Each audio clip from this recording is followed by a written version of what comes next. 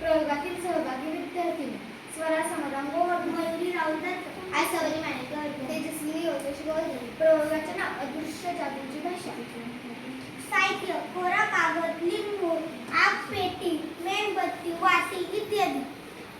कृती सर्वप्रथम एक लिंबू घ्या. त्या लिंबूचा रस एका वाटीत काढा. नंतर आग पेटीची काडी किंवा अगरबत्ती घ्या. ती त्या लिंबाच्या रसात बुडवा व त्या कोऱ्या कागदावर चित्र किंवा आपले नाव काढा. त्या कोऱ्या कागदावर आपले चित्र किंवा आपले नाव काढा. नंतर चित्र काढलेला कागद 4 ते 5 मिनिटे सुकू द्या.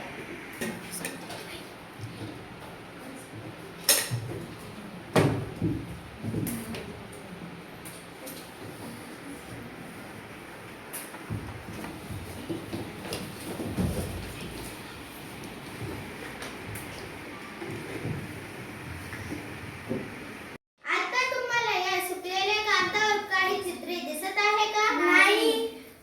आता मेणबत्ती पेटवा. आता हा सुकलेला कोरा कागद घ्या व तो मेणबत्तीच्या ज्योतीच्या अंतरावर ठेवा.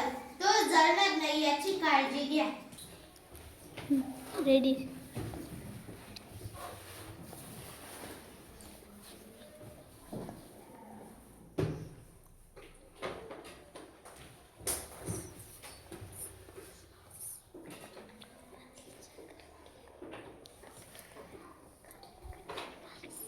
लागतील. आता तुम्हाला हळूहळू अक्षरे स्पष्ट दिसायला लागतील.